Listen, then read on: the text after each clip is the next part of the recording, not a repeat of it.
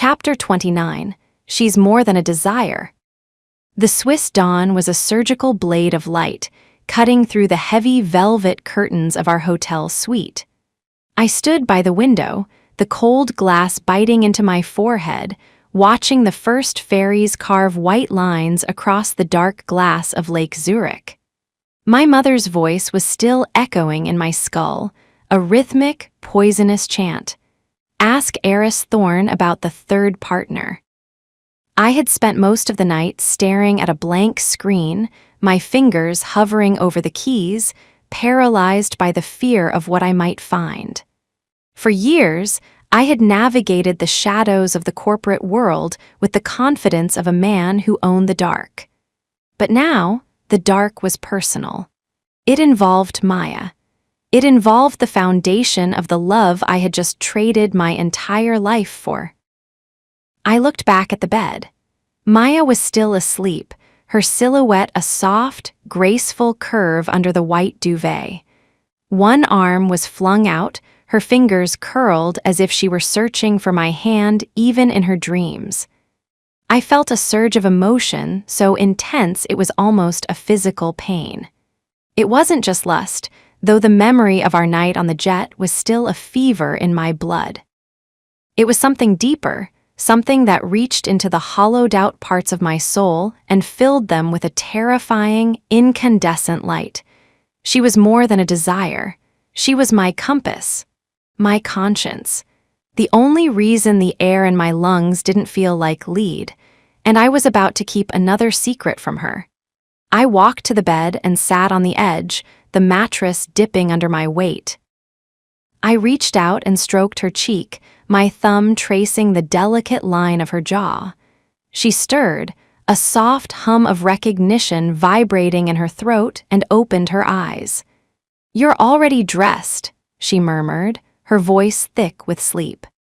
"I have a meeting with the clinic's financial board, and I need to check the security perimeter for the summit next week." "Alexander." She sat up, the sheet falling to her waist, her eyes instantly sharp. The sleepiness vanished, replaced by that clinical, penetrating clarity that I both loved and feared. "You're doing that thing again." "What thing?" "The steward thing. You're bracing yourself for a blow I can't see. What did your mother say to you last night? I heard the phone ring at midnight." I hesitated. The old Alexander, the one who owned the room, would have lied. He would have told her it was just Marcus, just a legal detail, just noise. But the man who stood on the tarmac in the rain couldn't do that. "She mentioned a third partner," I said, my voice a low rasp. "She said the 1994 theft wasn't just my father and yours. She said there was someone else. Someone Eris Thorne is hiding." Maya went deathly still. A third person. My father never mentioned anyone else. His journals were very specific. It was him and Arthur.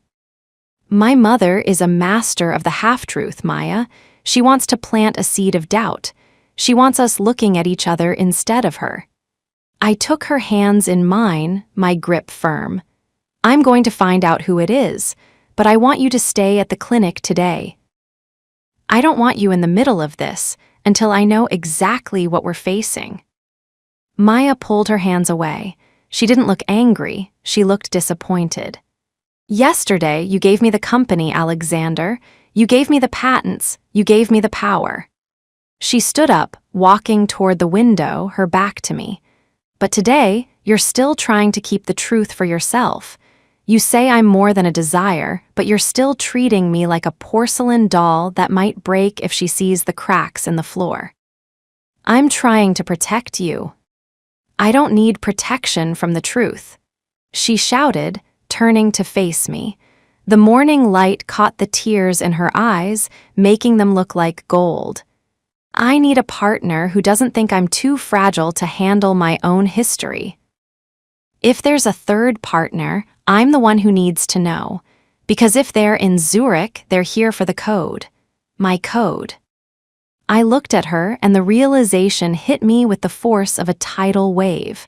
She wasn't just my partner, She was the architect of the very world my mother was trying to destroy. I couldn't protect her by hiding the truth. I could only protect her by standing beside her as she faced it. "You're right," I whispered. "I'm sorry. The habit of the cage is hard to break." "Then break it," she said, walking toward me. She stepped into my space, her hands sliding up my chest to my neck. "We go to the clinic together. We face Eris Thorne together, and if there's a secret, we find it together." I pulled her into a kiss, a hard, desperate seal of the promise I was making. She was more than a desire. She was the fire that was going to burn the Blackwood lies to the ground, and God help me, I was ready to be the fuel. Maya POV. The Herslinden Clinic was a fortress of white light and high-end hope. As we walked through the lobby, Alexander's hand was a constant, grounding weight on the small of my back. He wasn't the CEO anymore, but the staff still treated him with a mixture of awe and terror. He had that aura, the kind of power that didn't need a title to be felt. We reached my father's room in the neural recovery wing. The lead doctor, a woman named Dr. Vogel, was waiting for us. She looked at Alexander, then at me, her expression professional but warm. "He's had a very active morning, Miss Sterling," Dr. Vogel said. "We've seen sustained neural firing in the Broca's area. It's consistent with an attempt at speech." My heart leaped. "Speech? You mean he's trying to talk?" "It's early, but the signals are there. The new mapping therapy you authorized is working faster than we anticipated." I walked to the bed and took my father's hand. He looked the same, pale, thin, fragile, but his eyes were moving under his eyelids. He was fighting. He was trying to climb out of the dark. "I'm here, Dad," I whispered. "We're in Zurich, you're safe. Alexander, he's here too. He saved us." I felt a soft pressure on my fingers. A squeeze. It was microscopic, but it was there. I let out a jagged breath, the tears finally falling. Alexander stepped up beside me, his hand resting on my shoulder. I felt his strength radiating through me, a silent, unshakable support. "We'll leave you for a moment," Dr. Vogel said, ushering the nurses out of the room. The door clicked shut. Alexander pulled me against him, his arms wrapping around me like a shield. "He's coming back, Maya. He's going to see the world you've built for him." "He's going to see the truth," I said, looking up at him. "And that's what scares me. What if he wakes up and realizes that the man standing by his bed is the son of the man who ruined him? Then I'll tell him I'm the man who loves his daughter," Alexander said, his voice a low, steady vibration. "I'll tell him I'm the man who would give it all away again just to see him squeeze your hand one more time." The intimacy of the moment was shattered by a sharp, rhythmic knocking at the glass door. I turned. Eris Thorne was standing there. He was wearing the same tweed jacket, looking like a dusty relic in the middle of the high-tech clinic, but his eyes were fixed on the monitors with a look of intense, clinical hunger. "So?" Eris said as Alexander opened the door. "The genius awakes. A bit late for the summit, perhaps, but just in time for the reckoning." "What do you want, Eris?" Alexander asked, his voice returning to that lethal, protective rasp. "I want what I've always wanted, the complete record." Eris walked to the foot of the bed, his gaze flickering between my father and the holographic brain map on the screen. "You think the 1994 journals are the whole story, Maya. You think your father was the only one Arthur Blackwood betrayed." "My mother mentioned a third partner," I said, stepping toward him. "Who is it, Eris? Who were you all working with in 1994? Eris looked at Alexander, a slow, mocking smile spreading across his face. "Your mother always did have a flair for the dramatic. She calls him the third partner." I called him the silent benefactor. But you, Maya, you used to call him Uncle Leo. I felt the blood drain from my face. The room seemed to tilt on its axis. Leo, you mean Leo Mercer, his father? No, Eris said, his voice dropping to a whisper. I mean Leo Mercer, the man currently running the St. Jude Clinic in New York, the man who has been protecting your father's medical records for 10 years. He wasn't just a doctor, Maya.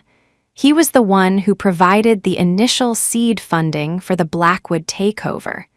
He sold your father's soul so he could build his own medical empire. The silence that followed was absolute. I looked at Alexander. He looked like he'd been struck by lightning. The jealousy he had felt for Leo Mercer, the golden boy from my past, suddenly transformed into something far more dangerous. It was no longer a romantic rivalry. It was a betrayal of the highest order. Mercer, Alexander hissed, his hands clenching into fists at his sides. He wasn't just a friend, he was the spy. He was the bridge, Eris corrected. He knew the code, he knew the weaknesses, and he knew Arthur Blackwood was looking for a kill. He facilitated the locked-in strategy 30 years before you ever thought of it, Alexander. The Mercers and the Blackwoods. They've been in business together for a very long time. Alexander POV. The rage was a roar in my ears. Leo Mercer. The man Maya trusted. The man who had held her hand in the hospital. The man I had felt inferior to because he was good. He was a ghost, a parasitic remnant of the original theft. He hadn't been protecting Maya's father, he had been monitoring his investment. He had stayed close to Maya to ensure that the sterling legacy never found its way into the wrong hands or into the light. I looked at Maya. She looked shattered. The revelation was a final, devastating blow to the world she had grown up in. Her uncle Leo, the man who had been a second father to her, was a traitor. Maya, I said, reaching for her.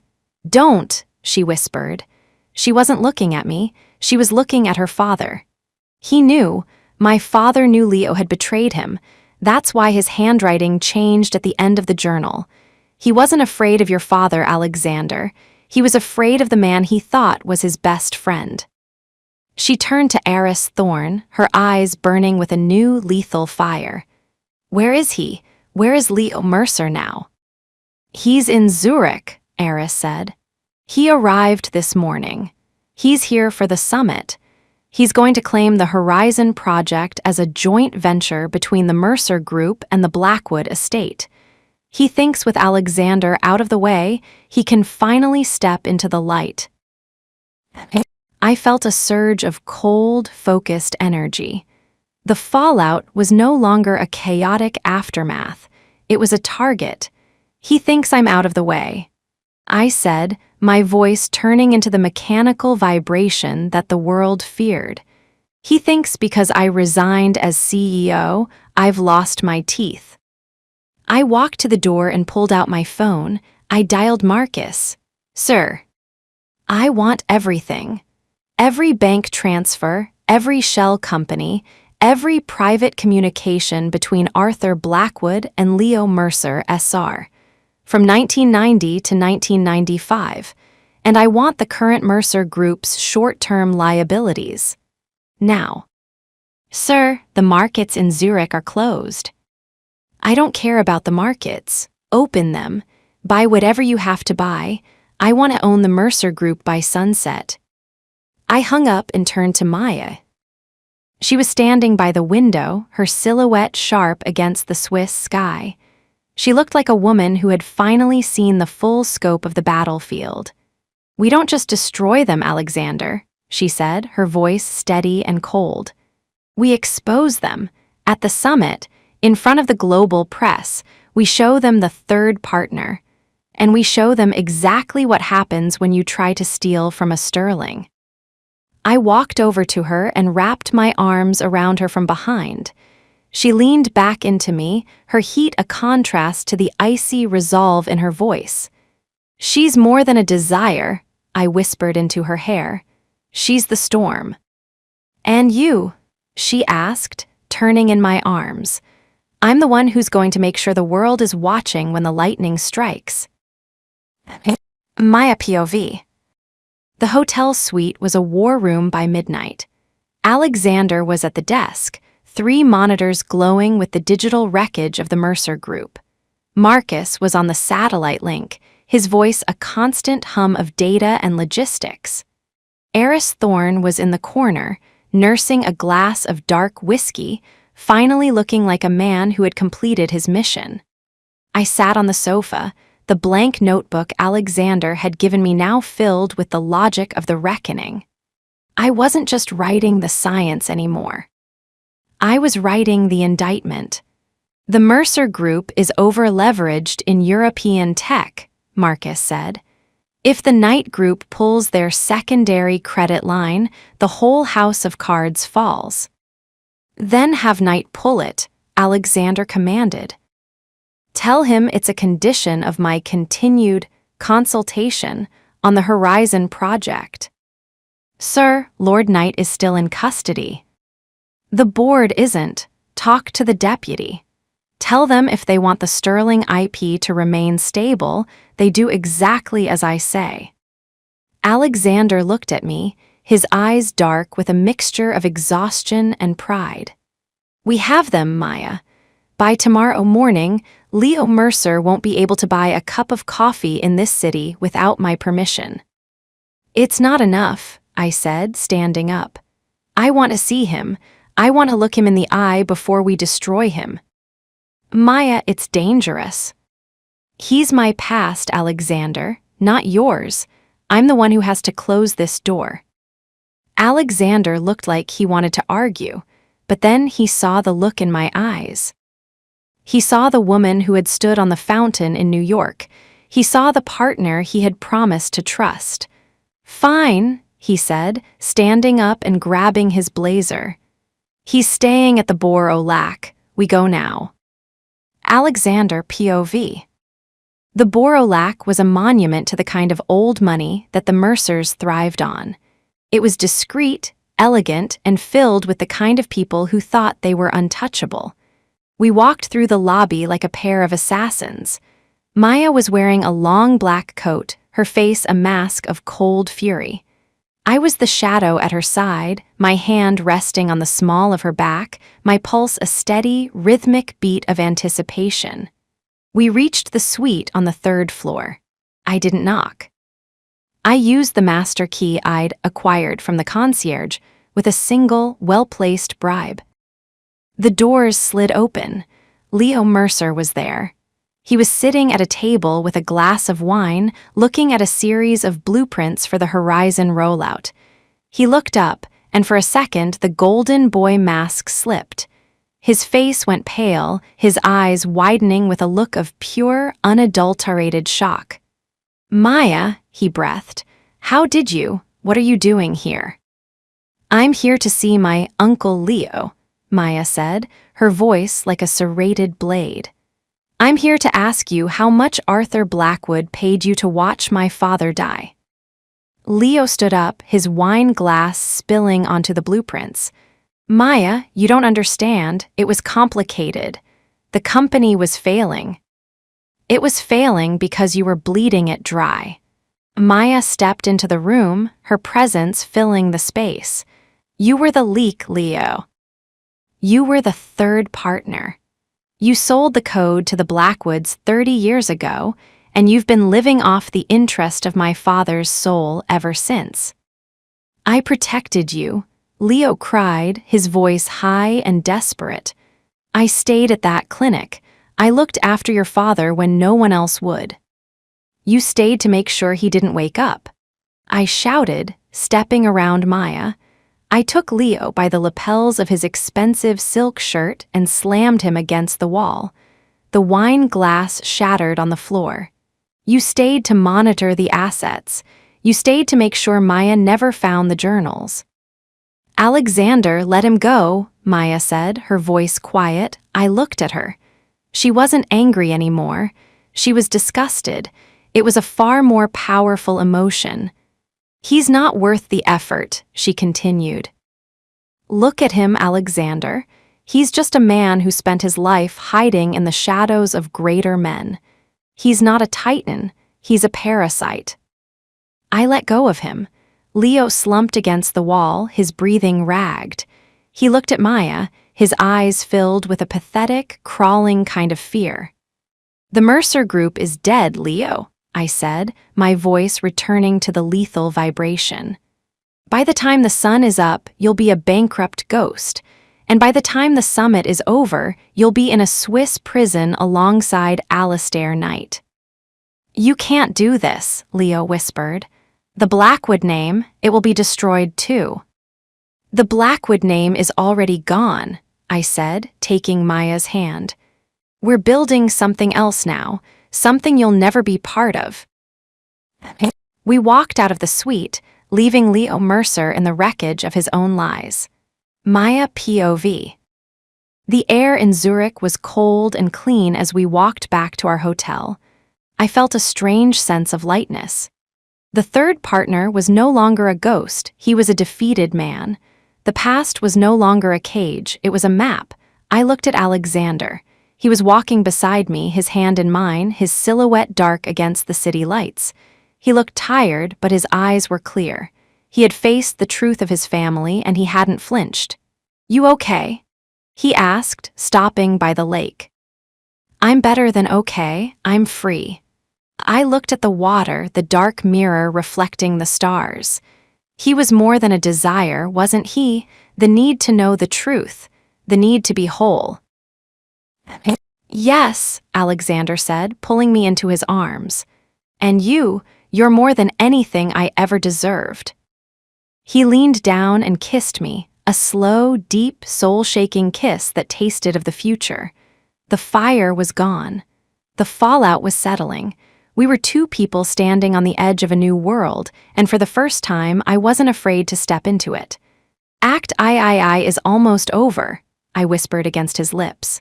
No, Alexander said, his eyes burning with a beautiful, lethal fire. Act I is just the foundation. The real story is what we build next. Alexander POV 3:00 a.m. I stood on the balcony of the hotel suite, watching the moon set over the Alps. Maya was asleep. The blank notebook was on the nightstand, its first 10 pages already filled with the truth. My mother was silent. Vane was bankrupt. Mercer was finished. I reached into my pocket and pulled out the small velvet box. I hadn't given it back to her. Not yet. I wanted to wait for the moment when the world was finally quiet. I wanted to wait for the moment when I wasn't the billionaire or the steward or the partner. I wanted to wait for the moment when I was just Alexander. I looked at the ring, the diamond a spark of clarity in the dark. She was more than a desire. She was my life. And as the first light of dawn began to touch the mountains, I realized that I didn't need a room to own. I just needed her to be in it. The fallout was over. The claim was beginning. And this time, the rules were mine to write. Maya POV, end of chapter 29. I woke up to the smell of fresh pine and coffee. Alexander was sitting at the edge of the bed, the notebook in his hand. He looked at me, and I saw the man I had always known he could be, the one who wasn't afraid of the mess.